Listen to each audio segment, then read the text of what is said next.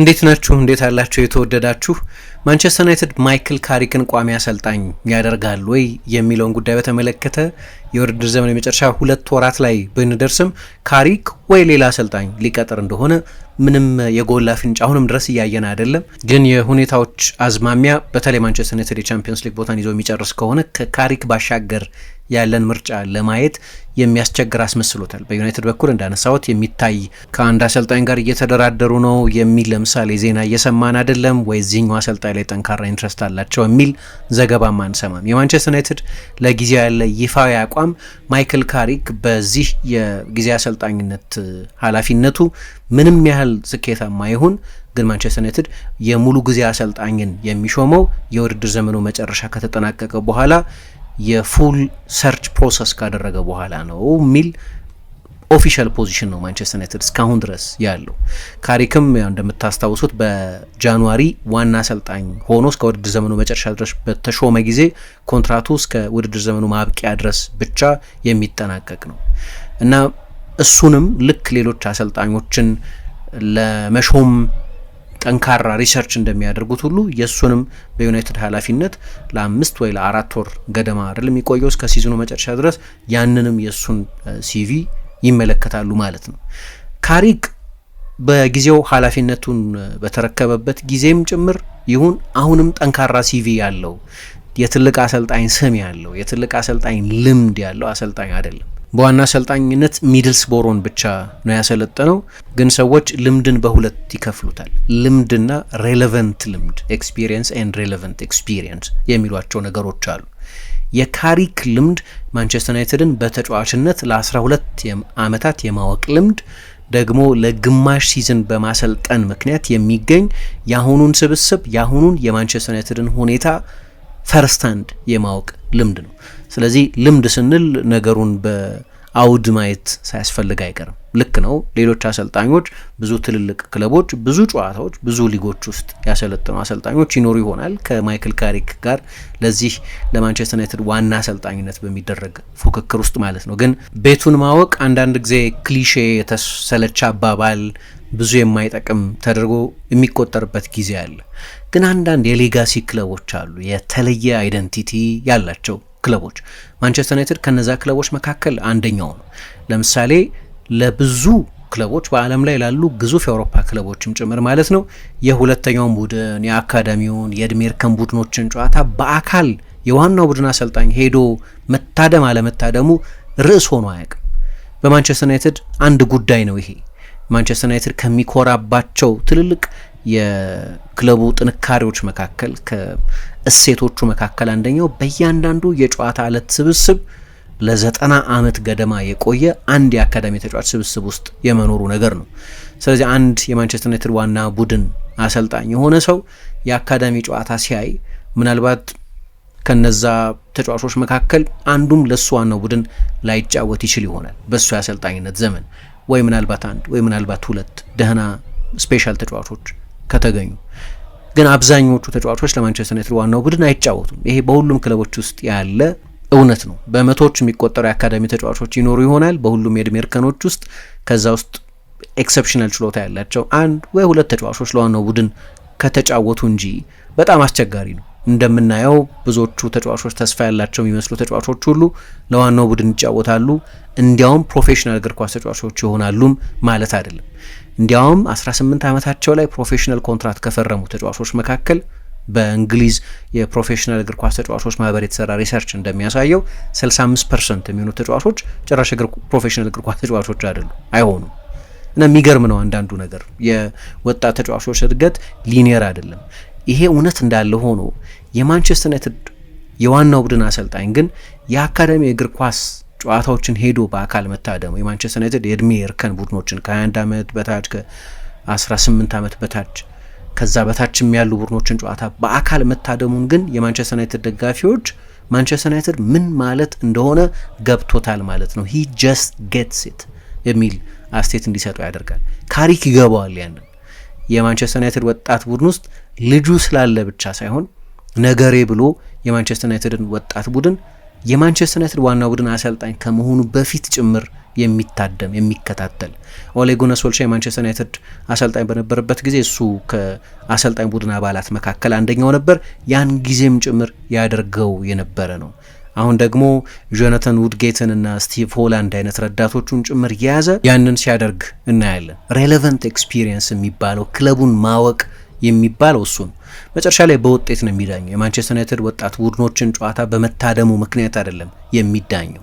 ግን በታሪካዊ ክለቦች ውስጥ እንዲህ አይነት ኢንታንጅብል የሆኑ ነገሮች በጣም አስፈላጊ ናቸው። ከውጭ ሀገር ለሚመጣ ለአንድ ጀርመናዊ ለአንድ ስፔናዊ አሰልጣኝ ግን በማንቸስተር ዩናይትድ ተጫውቶ ባለማለፉ ምክንያት የነዚህ ነገሮች አስፈላጊነት ላይረዳ ይችላል።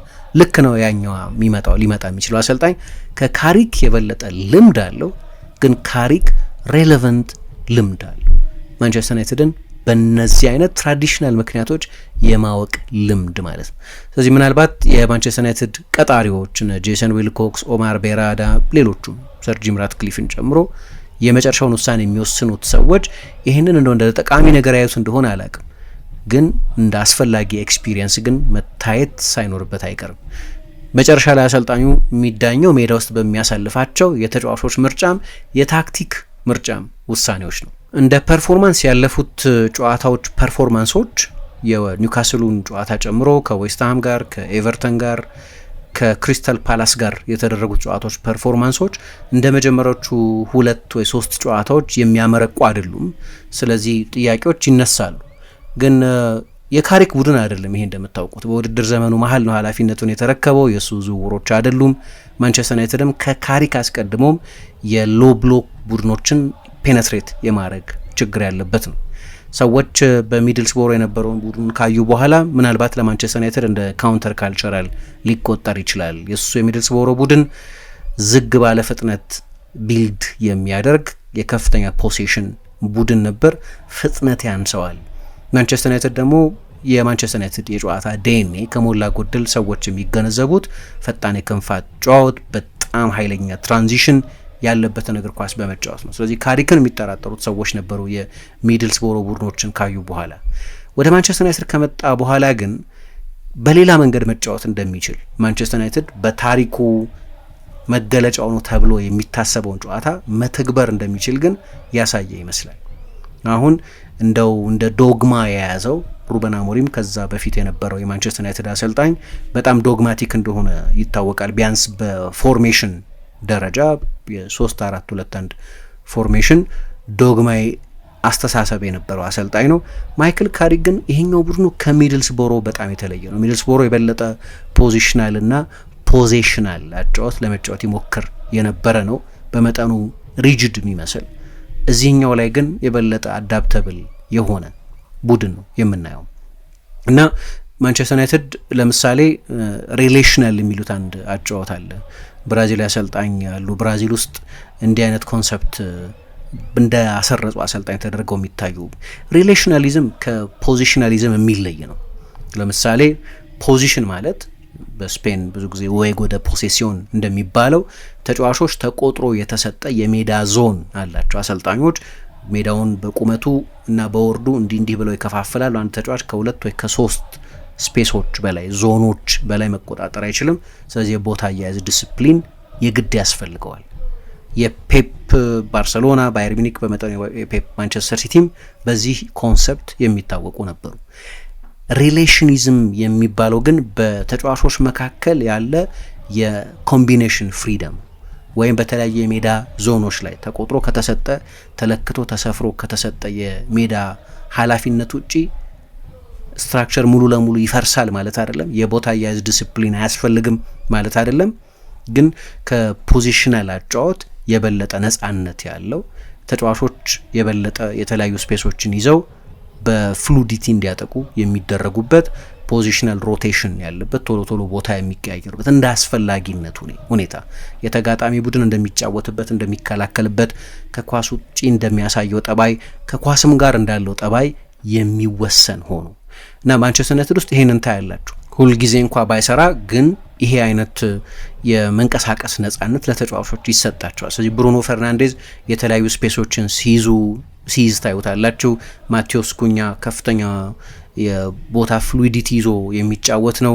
ብራያን ምቤሞ በቀኝ በግራ በአጥቂ ቦታ ላይ በአንድ ጨዋታ እነዚህን የተለያዩ ስፔሶች ሲይዙ ትመለከቱታላችሁ። ብዙ ሮንዶች አሏቸው፣ ብዙ የማጥቃት ኮምቢኔሽኖች አሏቸው። ይሄ የሚነግረን ነገር ሁልጊዜ እየሰራ ነው ማለት እንኳ ባይቻል ግን አሰልጣኙ ዶግማዊ የሆነ በዚህ መንገድ ብቻ ነው የምጫወተው ብሎ በግትርነት የያዘው የጨዋታ ፕሪንሲፕል እንደሌለው ያሳያል። ያኔ በሚድልስቦሮ ሲያደርገው ምናልባት የሚድልስቦሮ ተጫዋቾች ካራክተሪስቲክስ የቻምፒየንሺፕ የሊጉም ሁኔታ ምናልባት በዛ መንገድ ብንጫወት ውጤት እናመጣለን ከሚል እምነት የተነሳ እንጂ በቃ በጣም ግትር የሆነ በዚህ መንገድ ብቻ ነው ቡድኑ የመጫወት ያለበት ከሚል አስተሳሰብ የተነሳ ላይሆን ይችላል። ምክንያቱም ወደ ማንቸስተር ዩናይትድ ሲመጣ የማንቸስተር ዩናይትድ ተጫዋቾችን ካራክተሪስቲክስ ነው አዳፕት ለማድረግ የሞከረው። ይሄ ደግሞ አሁን እግር ኳስ እየሄደ ካለበት አዝማሚያ አንጻር ካያቸው አሁን ያለው የእግር ኳስ ሁኔታ የመከላከል ሁኔታ እንደ ድሮ ዞናል ፕሬሲንግ አይደለም ያለው።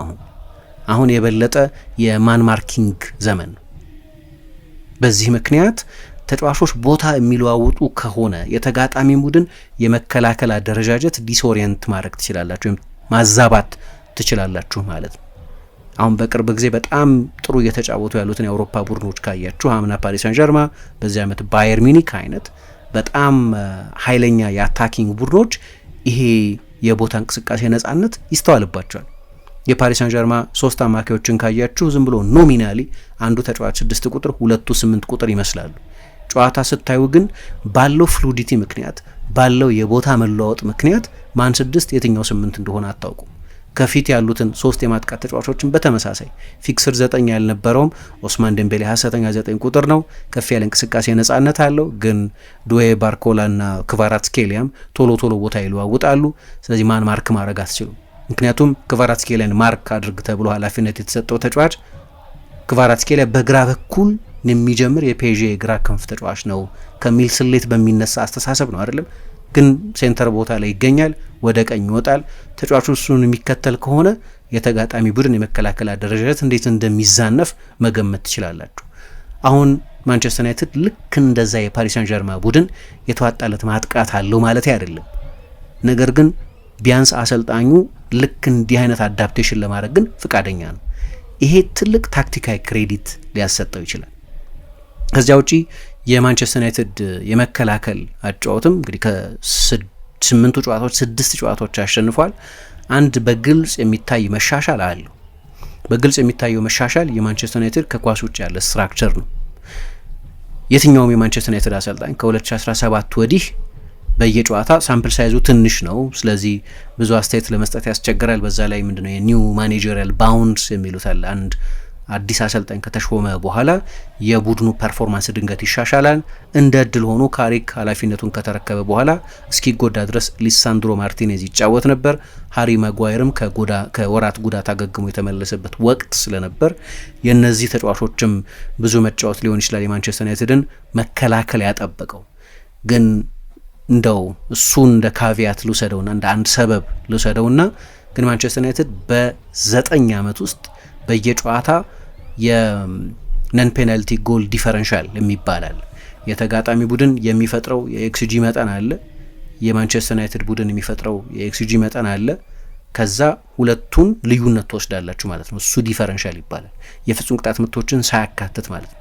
የማንቸስተር ዩናይትድ ሲደመር 0.51 ነው። የትኛው አሰልጣኝ ባለፈው 9 ዓመት እንዲህ አይነት ቁጥር ኖሮት አያውቅም። ስለዚህ ጠንካራ ምልክቶች አሉ። ብዙ ሰው ኤክስፔክት ካደረገው በላይ ያ ታክቲካል አኪዩመን ያለው ይመስላል። ምናልባት በሾማቸው በአጋዥነት አብሮት ወደ ማንቸስተር ዩናይትድ በመጡት አሰልጣኞች ምክንያትም በተለይ በስቲቭ ሆላንድ ምክንያትም ሊሆን ይችላል። ለዲቴይል ባላቸው ዝግጅት የሚደነቁ ስለሆኑ እንዳነሳሁት ያለፉት 3-4-5 ጨዋታዎች ፐርፎርማንስ ጥያቄ የሚነሳባቸው በአንዳንድ ጨዋታዎች ላይ የተጋጣሚ ቡድን ተጫዋቾች በቀይ መውጣታቸው ለማንቸስተር ዩናይትድ ማሸነፍ አግዞ ሊሆን ይችላል። ከኒውካስል ጋር፣ ከቶተንሃም ጋር፣ ከክሪስታል ፓላስ ጋር በተደረጉት ጨዋታዎች የተጋጣሚ ቡድን ተጫዋቾች በጊዜ በቀይ በመውጣታቸው ምክንያት ማንቸስተር ዩናይትድ ለረጅም ጊዜ በ10 ተጫዋች የመጫወት እድል አግኝቶ ነበር። ስለዚህ አንዳንድ የማንቸስተር ዩናይትድን የማጥቃት ቁጥሮች የመከላከልም ቁጥሮች ኢንፍሌት ሊያደርግ ይችላል። ለምሳሌ ማንቸስተር ዩናይትድን የሾት ቮሊዩም ከፍ ያደርገዋል። የተጋጣሚ ቡድን በራሱ የመጨረሻ 30 ሜትር ላይ እንዲወሰን ስለሚገደድ የማንቸስተር ዩናይትድ የመከላከል ቁጥሮች ከፍ ሊሉ ይችላሉ፣ ወይም የተጋጣሚ ቡድን የማጥቃት መጠን ሊያንስ ይችላል። በ10 ተጫዋች የሚጫወት ቡድን በቂ የማጥቃት ሪስክ ስለማይወስድ። ስለዚህ እነዚህ አይነት ሰበቦችን መመልከት ተገቢ ሊሆን ይችላል።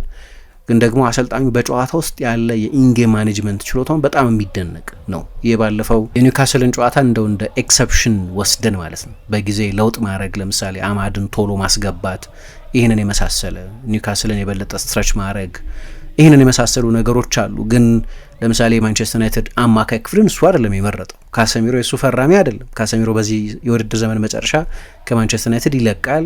ኮቢ ሜኑ ትልቅ አትሌት አይደለም፣ ብሩኖ ትልቅ አትሌት አይደለም። ስለዚህ ከኒውካስል አማካዮች ጋር የሚኖር የአማካይ ስፍራ ፍልሚያ ላይ ቡድኑ ቢሸነፍ ኦፍኮርስ ካሪክ አይወቀስበትም ማለት አልችልም። ግን የአማካይ ተጫዋቾቹ ፕሮፋይልን የሚመለከት አሁን የማንቸስተር ዩናይትድን የአማካይ ክፍል ከሌሎች የፕሪሚየር ሊግ የአማካይ ክፍሎች ጋር በኤነርጂ የምታወዳድሩት ከሆነ በጣም ከፍተኛ ልዩነት አለ።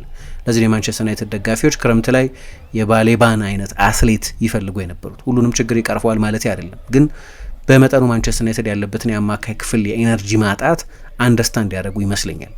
አርሰናል እንደ ራይስ አይነት በጣም ሰፊ የሜዳ ክፍል መሸፈን የሚችል የሚገርም አትሌቲሲዝም ያለው አማካይ ያለው። ማንቸስተር ሲቲ ለምሳሌ ጥሩ መጫወት በጀመረባቸው ባለፉት ጥቂት ወራት የኒኮ ኦራይሊ ሌላ የታወቀ የአትሌቲክ ኳሊቲ ያለው ተጫዋች አማካይ ቦታ ላይ መሰለፉ በጣም አስፈላጊ ነበር። በሊቨርፑል ያለፈው የውድድር ዘመን ስኬት ውስጥ ሌሎች አትሌቶች ነበሯቸው እንደ ራያን ግራፈንበርግ እና ዶሚኒክ ዞቦዝላይ አይነት የማይዝሉ የሃይ ኤነርጂ አማካዮች ነበሯቸው። ቼልሲ ቤት ውስጥ እንደ ሞይሰስ ካይሴዶ አይነት በጣም ፊዚካል ተጫዋች አለ። ማንቸስተር ዩናይትድ ውስጥ የእንደዚህ አይነት ፕሮፋይል ችግር አለ። ስለዚህ እንደ ኒውካስል አይነት ተጫዋች በቀይ ወጥቶበትም ጭምር ሳንድሮ ቶናሊን፣ ጆኤሊንተን አይነት ተጫዋቾችን የሚይዝ የአማካይ ክፍል ላይ የኤነርጂ ሚስማች ቢፈጠር ከምልመላ ጋር የተገናኘ ነው። እንዳልኩት የካሪክ ቡድን አይደለም ይሄ። ግን ከዛ ጨዋታ በስተቀር በሌሎቹ ጨዋታዎች ላይ ሼሽኮ የሚያስቆጠራቸው ትልልቅ ጎሎችን ጨምሮ ማለት ነው የመጀመሪያዎቹ ጥቂት ጨዋታዎች ላይ የማቴዎስ ኩኛ እና የሌሎችም ተጫዋቾች ተቀይሮ የገቡ ኢምፓክት መፍጠር የአሰልጣኙን የጨዋታ ውስጥ ማኔጅመንት የሚያሳይ ነው። የኒውካስሉ ጨዋታ እንደ ኤክሰፕሽን ተወስዶ ማለት ነው። የተቀሩት 7 ጨዋታዎች ላይ ግን በአብዛኛው ይህንን ሲያደርግ ቆይቷል። የማንቸስተር ዩናይትድ ጠቅላላ 90 ደቂቃ ፐርፎርማንስ የተዋጣለት ላይሆን ይችላል። ግን የአሰልጣኙ ለውጦች የጨዋታዎቹን ውጤቶች እና ጨዋታዎቹ የሚሄዱበትን ተፈጥሮ እንደቀየረ ግልጽ ነው። ግን የማንቸስተር ዩናይትድ ዋና አሰልጣኝነት ወደ ካሪክ ሊያደላ የሚችልበት ሌላኛው ምክንያት ከዚህ በፊት ያነሳ ነው ምክንያት ነው። አሁን ለማንቸስተር ዩናይትድ ዋና አሰልጣኝነት የትኛውንም አሰልጣኝ ብትቀጥሩ የሪስክ ኤሌመንት አለው። ሪስክ ፍሪ የሚባል ቅጥር ያለ አይመስለኝም። ኤሊት አሰልጣኝ እንኳ ቢሆን ጓርዲዮላም ቢሆን ማለት ነው፣ አንቸሎቲም ቢሆኑ ማለት ነው፣ ሪስክ ፍሪ አሰልጣኝ ቅጥር፣ ሪስክ ፍሪ ዝውውር የሚባል ያለ አይመስለኝም እንደ በስፖርቱ ተፈጥሮ ምክንያት ማለት ነው። ግን ደግሞ ብዙ አማራጮችም የሉ። ኤሊት አሰልጣኝ ተብለው የሚጠሩ ከሆነ አብዛኞቹ የብሔራዊ ቡድን ኃላፊነትን የያዙ ናቸው። ቶማስ ቱሄል፣ ካርሎ አንቸሎቲ፣ ጁሊያን ናግልስማን እና ማውሪሲዮ ፖቼቲኖ እና ከነዚህ መካከል ሁለቱ በኃላፊነታቸው የሚያቆይ ኮንትራት ፈርመዋል፣ ቶማስ ቱሄል እና ካርሎ አንቸሎቲ። እኔ አንቸሎቲ ሲጀመር በጣም የላቁ አሰልጣኝ ቢሆኑም ማንቸስተር ዩናይትድ ላለበት የፕሮጀክት ሞድ የሚሆኑ አሰልጣኝ አይመስሉኝም። በደንብ የደረሰ ለስኬት በጣም የተቃረበ ግን ያንን ኤክስ ፋክተር የሚፈልግ ቡድን ሲሆን ይሄ ማድረግ ይችላሉ። በኤሲ ሚላን፣ በሪያል ማድሪድ፣ በቼልሲ ይህንን ሲያደርጉ ስላየን። ሲጀመር ማንቸስተር ዩናይትድ የፕሮሰስ አሰልጣኝ የሚፈልግ ይመስላል፣ የፕሮጀክት አሰልጣኝ የሚፈልግ ይመስላል። አንቸሎቲ እንደዚህ አይነት አሰልጣኝ አይመስሉኝም። አቬለብልም ቢሆኑ ማለት ነው። አሁን የምጠራጠረው ሲቪያቸውን አይደለም፣ ስኬታቸውን አይደለም፣ እንደ አሰልጣኝ ያላቸውን ችሎታና እውቀት አይደለም። ግን ማንቸስተር ዩናይትድ የሚፈልገው አይነት አሰልጣኝ ናቸው ወይ በዛ ወቅት የሚለውን በተመለከተ ሊቨርፑል እንደምታስታውሱት ብሬንዳን ሮጀርስን 2015 ላይ ካሰናበተ በኋላ 2 ምርጫዎች ነበሩት፣ አንቸሎቲን ወይም ክሎፕን መቅጠር። በሲቪ ቢሆን አንቸሎቲ ከክሎፕ በጣም የተሻለ ሲቪ ነበራቸው በዚያ ጊዜ። ግን ክሎፕ በዶርትሙንድ የሰሩት ስራ የፕሮጀክት ባህሪ፣ ቡድን ማሳደግ፣ በፕሮሰስ ቡድን መገንባትን የሚጠይቅ ነበር። ያ የነበረው የሊቨርፑል ፐርሶኔል ለአንቸሎቲ አይነት አሰልጣኝ የሚሆን ስብስብ አልነበረም። በጣም ስማርት ውሳኔ ነው። ራሳቸው አንቸሎቲ ከኔ ይልቅ ክሎፕን መምረጡ ሊቨርፑል በጊዜው በጣም ትክክል ነበር ብለው ያደንቁታል። ቶማስ ቱኸል ኢንትረስቲንግ ምርጫ ናቸው። ግን ቱኸልም ከእንግሊዝ ብሔራዊ ቡድን ጋር እስከ 2028 የሚያቆይ ኮንትራት ፈርመዋል። ግን ማስታወስ የሚያስፈልገን ነገር ኤሪክ ቴን ሃግ ማንቸስተር ዩናይትድ የሆነ የሚያሰናበት የመሰለበት ሰሞን ላይ ከኤፍኤ ካፕ የፍጻሜ ጨዋታ በፊትና በኋላ ኢንተርቪው ካደረጓቸው አሰልጣኞች መካከል አንደኛው ቶማስ ቱኸል ነበሩ እና በቅርብ ጊዜ ደግሞ ሩበን አሞሪም ከኃላፊነት በለቀቀ ጊዜ እኔ ማኔጀር እንጂ ሄድ ኮች አይደለሁም የሚል አስተያየት ሰጥቶ ነበር። እንደ ቶማስ ቱኸል አይነት በጣም ትልልቅ አሰልጣኞች፣ ጠንካራ ሲቪ ያላቸው፣ ቻምፒየንስ ሊግ የማሸነፍ ታሪክ ያላቸው አሰልጣኞች ደግሞ ከፍ ያለ ፓወር የሚፈልጉ ናቸው። በዝውውር ጉዳዮች ላይ የመወሰን ስልጣን የሚፈልጉ ናቸው። ማንቸስተር ዩናይትድ አሁን ሌላ አይነት ሞዴል ነው ለመከተል እየሞከረ ያለው። የዳይሬክተሮች አሉት። ስለዚህ እንደ ድሮ የፓወርፉል አሰልጣኝ አይነት ኃላፊነትን መስጠት የሚፈልግ አይመስለኝም። ግን ቱኸልም ምናልባት የዓለም ዋንጫው ላይ በጣም መጥፎ የዓለም ዋንጫ አሳልፈው ካልተሰናበቱ በስተቀር እሳቸውም ከዚህ በፊት ከዩናይትድ ጋር ያልተሳካ የቅጥር ሙከራ ነበር በተለያየ ምክንያት። ሁለተኛ ቅድም የጠቀስኩት የፓወር ፍላጎት አለ። ሶስተኛ እኔ ፖቼቲኖንም አንቼሎቲንም ናግልስማንንም የሚመለከት ሁሉንም ብሔራዊ ቡድኖች የሚያሰለጥኑ አሰልጣኞችን የሚመለከት ጉዳይ ነው። ይሄ የዓለም ዋንጫ የሚጠናቀቀው ጁላይ አጋማሽ ላይ ነው እና በዛ ጊዜ ማንቸስተር ዩናይትድ ከዛ ውድድር በኋላ አሰልጣኝ መቅጠር የሚፈልግ አይመስለኝም። ደግሞ ሁሉም አሰልጣኞች በዚያ ጊዜ ለዩናይትድ ኃላፊነታቸውን ኮሚት ማድረግ የሚፈልጉ አይመስለኝም። የትልልቅ ብሔራዊ ቡድን አሰልጣኞች ናቸው። የእንግሊዝ፣ የጀርመን፣ የብራዚል አሰልጣኞች ናቸው። ፖቼቲኖ የዓለም ዋንጫ አስተናጋጅ ሀገሯ የአሜሪካ አሰልጣኝ ነው። ስለዚህ በዓለም ዋንጫ ዓመት የዓለም ዋንጫው ላይ ኢንቨስትድ የሚሆን አሰልጣኝን መቅጠርም ምናልባት ብልህነት ላይሆን ይችላል። ስለዚህ በሙሉ እነዚህን አሰልጣኞች ከአማራጭ ውጭ ያደርጋቸዋል ማለት ነው። የዓለም ዋንጫ ላይ የሚሳተፍ አሰልጣኝን መቅጠር ካሊበራቸው ከፍተኛ እንኳ ቢሆን ግን ዩናይትድ ሙሉ የፕሪሲዝን ጊዜውን መስጠት የሚፈልግ አሰልጣኝ ይመስለኛል መሾም የሚፈልገው። ከዚያ ወደ ሌላኛው ብራኬት እንሄዳለን ማለት ነው። አሁን እነዚህ በሙሉ የጠቀስኳቸው ኤሊት የሚባሉት አሰልጣኞች ናቸው ናግልስማንን ጨምሮ። ናግልስማን ሲቪው ትልቅ አይደለም እና በባየር ሚኒክም አልተሳካለትም ልበል። በቻምፒየንስ ሊግ ብዙ ርቀት አልሄደም። ቡንደስሊጋ አሸንፏል፣ ግን እዛ እንደምታስታውሱት ጠቦች ነበሩት ከማኑኤል ኖየር ጋር፣ ከስፖርት ዳይሬክተሩ ሀሰን ሳሊሃሚርዚች ጋር ጠቦች እንደነበሩት እናስታውሳለን። ስለዚህ በትልቅ ክለብም በመጠኑ ፌል አድርጓል። ላይፕዚሽን ያሰለጠነው ላይፕዚሽ በጭራሽ በማንቸስተር ዩናይትድ ተመሳሳይ ደረጃ ያለ ክለብ አይደለም። ወደ ሰከንድ ቲር እንወርዳለን ማለት ነው። ዩናይትድ ያሉት ሌሎች አማራጮች አሁን የፕሪሚየር ሊግ ልምድ ያላቸው ኦሊቨር ግላስነር፣ አንዶኒ ራዮላ፣ ማርኮስ ሲልቫ፣ አሁን በቅርብ ጊዜ ከማርሴ የለቀቀው ሮቤርቶ ዲዘርቢ አይነት አሰልጣኞች አሉ። አሁን እነዚህ የፕሪሚየር ሊግ ልምድ ያላቸው ናቸው። ግን እያንዳንዱን አሰልጣኝ በተመለከተ ክርክር እናቀርብ። አንደኛ ሁሉም ትልልቅ ክለብ የማሰልጠን ልምድ ያላቸው አይደሉም። አንዳንዶቹ በትልቅ ደረጃ የመጫወት ታሪክ ያላቸውም አይደሉም። ስለዚህ ስራው የሚተልቅባቸው አሰልጣኞች ይሆናሉ አንዳንድ ጊዜ። አንዳንዶቹ ደግሞ ለመካከለኛ ቡድን የሚሆን የጨዋታ ስታይል የበለጠ ትራንዚሽናል የበለጠ የሎ ፖሴሽን ቡድን ይገነቡና ማንቸስተር ዩናይትድ ግን 60፣ 70፣ 80 በመቶ የሚሆኑት ባላጋራዎቹ ከ40% በታች የኳስ ቁጥጥር ድርሻ ብቻ ይዞ ለመጫወት ፈቃደኛ በመሆናቸው ምክንያት የሃይ ፖሴሽን ቡድን የመስራት ታሪክ የሌላቸውን አሰልጣኞች መቅጠር በጣም ከባድ ሪስክ ይሆናል። ምናልባት ሮቤርቶ ዲዘርቢ ካልሆኑ በስተቀር አንዶኒ ራዮላም፣ ማርኮስ ሲልቫም፣ ኦሊቨር ግላስነርም ትራንዚሽናል ቡድኖችን የሚሰሩ አሰልጣኞች ናቸው። ኳስ የመቆጣጠር ጨዋታ ኢኒሺዬቲቭ የመውሰድ ኃላፊነት በሚኖርባቸው ጊዜ ቡድኖቻቸው ይቸገራሉ። አንዳንድ ጊዜ እንደዚህ አይነት ታሪኮች እናውቃለን። ለምሳሌ በመካከለኛ ስፍራ ላይ ያለን ቡድን በማሰልጠን ስኬታማ የሆኑ አሰልጣኞች ወደ ዋና ትልቅ ቡድኖች በሚመጡበት ጊዜ ሲቸገሩ እናያለን። በቅርብ ጊዜ ቶማስ ፍራንክ በቶተናም የገጠማቸው እሱ ነው። የብሬንፎርድ አሰልጣኝ ሆኖ ከፕሪሚየር ሊግ ቤስት አሰልጣኞች መካከል እንደ አንዱ ይቆጠሩ ነበር። ግራም ፖተር በብራይተን በነበሩበት ጊዜ ተመሳሳይ አድናቆት ይሰጣቸው ነበር። በቼልሲና በቶተናም አልሆነላቸው። ግን ጥቂት ዓመታትን ወደ ኋላ ብንሄድም ለምሳሌ ዴቪድ ሞይስ በማንቸስተር ዩናይትድ በኤቨርተን 12 ስኬታማ ዓመታት ከኤቨርተን ስታንዳርድ አንጻር፣ ሮይ ሆድሰን እና ብሬንዳን ሮጀርስ በፉልሃምና በስዋንሲ በጣም ከተሳካላቸው በኋላ ወደ ሊቨርፑል ሲመጡ ያንን ለመድገም ቸግሯቸው ነበር። የሚድ ቴብል የመካከለኛ ደረጃ ቡድኖችን ሲያሰለጥኑ የቆዩ አሰልጣኞች እንዲህ አይነት ፈተና ይገጥማቸዋል አንዳንድ ጊዜ። ስለዚህ እነዚህ ሁሉ ምልክቶች ካያችሁ ካሪክ ይሾም ማለት አይደለም፣ ግን ወደ ማይክል ካሪክ ስራው ሊሄድ የሚችልበትን ምክንያት ትረዳላችሁ። ገበያው ላይ በቃ ይህ አሰልጣኝ እንዳያመልጠኝ የምትሉት ሬሌቨንት ኤክስፒሪየንስ ያለው ሁሉንም ምንድነው ሳጥኖች ቲክ የሚያደርግ አሰልጣኝ ለማግኘት ሳያስቸግር አይቀርም እና አሁን በተለይ ማንቸስተር ዩናይትድ ሲዝኑን የሚጨርስበት መንገድ ካሪክ በዩናይትድ አሰልጣኝነት በጀመረበት መንገድ የሚሆን ከሆነ ሌላ አሰልጣኝን መሾም ምንድነው አንፖፑለር ውሳኔ፣ ለእርግጥ አንፖፑለር ውሳኔ የመወሰን ትክክለኛ የመሰላቸውን ውሳኔ የመወሰን ያ ውሳኔ ፖፑላር ቢሆንም ባይሆንም የመወሰን ኃላፊነት አለባቸው እነዚህ ሰዎች። የደጋፊውን የልብ ትርታ አይሰሙም ማለት ግን አልችልም። ስለዚህ እሱም አንድ ፋክተር ሊሆን ይችላል። ምን አይነት ውሳኔ እንደሚወስን ለማየት ግን የሚያጓጓ ይመስለኛል። ቀላል አይመስለኝም የትኛውም ውሳኔ ቢሆን። ሁሉንም ሁኔታዎች እንደሚያዩ ዩናይትድ ባለፈው በዝውውር ላይ የተከተለውን አንድ አካሄድ ካያቸው የበለጠ ዴታ ሌድ አካሄድ እየተከተለ ነው። በተለይ ግብ ጠባቂ ሰን ሎመንስ ዝውውር ላይ የምናየው እሱ ነው። ያልተለመደ የሌፍት ዊንግ ዝውውር ነው። ምክንያቱም ከሮያል አንትወርፕ የማንቸስተር ዩናይትድን ቁጥር 1 ግብ ጠባቂ ኖርማሊ አታስፈርሙ፣ ግን የተጫዋቹን አንደርላይንግ ዴታ ምናምን አዩና አመጡት እና ስኬታማ ዝውውር ነው ማለት ይቻላል። እስካሁን ድረስ አሰልጣኝም በሚሾሙበት ጊዜ ሌሎቹንም አሰልጣኞች በዛ ቅንፍ ውስጥ የሚያዩ ይመስለኛል። ኦሊቨር ግላስነር ለምሳሌ የሩበን አሞሪም ኤኮ ያላቸው አሰልጣኝ ተደርገው ሊታዩ ይችላሉ። ምክንያቱም በእንግሊዝ የተሳካላቸው 3-4-2-1 በመጫወት ነው። ያንኑ አይነት የፎርሜሽን ዶግማቲዝም ማንቸስተር ዩናይትድ ይፈልጋል ወይ?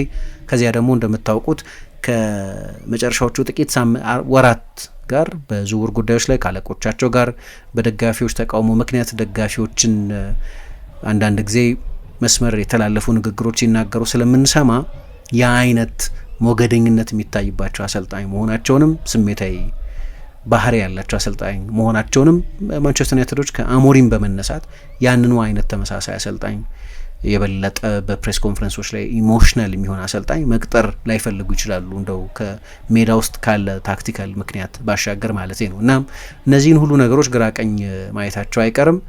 ስለዚህ ዩናይትድ ምን አይነት ውሳኔ እንደሚወስን ለማየት በጣም ጓጓለሁ። ግን ትልቅ ውሳኔ ነው፣ ምንም ጥያቄ የለውም። የማንቸስተር ዩናይትድን ቀጣዩን አቅጣጫ ሊወስን የሚችል የሰር ጂም ራትክሊፍን የማንቸስተር ዩናይትድ የስፖርት ጉዳዮች የመወሰን ስልጣን ብልሃት ጥያቄ ምልክት ውስጥ ሊያስገባ ወይም ጥያቄዎችን ሊመልስ የሚችል ነው። የካሪክ መሾምም ሪስክ ፍሪ ነው ማለት አይደለም። ምክንያቱም ካሪክን በጥቂት ጨዋታዎች ሳምፕል እንጂ በሲዝን አናቀውም እና በ3-4 ውድድሮች ላይ የሚሳተፍን ቡድን በሳምንት 2 ጨዋታ የሚጫወት ቡድንን ሲያሰለጥን ምን አይነት ቡድን ሊሰራ እንደሚችል አናቅም። ምንም አይነት ሳምፕል የለንም ያንን በተመለከተ። የኒካስል ጨዋታ ለምሳሌ የሚድዊክ ጨዋታ ነው። ስለዚህ ለመጀመሪያ ጊዜ የሚድዊክ ጨዋታ ማንቸስተር ዩናይትድ ያደረገ እና ሁለተኛውን አጋማሽ በአብዛኛው በ10 ተጫዋች በተጫወተ ቡድን ተሸነፈ። የምናውቀው ነገር የለም። እንዲህ አይነቶቹን ነገሮች እንዴት በኮንቴክስት እንደሚያዋቸው ማላቅ እና ምናልባት ክረምት ላይ አቬለብልም ሊሆን የሚችል አሰልጣኝ ሊሆን ይሆናል። ሰሞኑ ሉዊስ ኤንሪኬ በፔጂ አዲስ ውል ይፈርማል እየተባለ ነው። ግን ሉዊስ ኤንሪኬ ድንገት አቬለብል ቢሆንስ?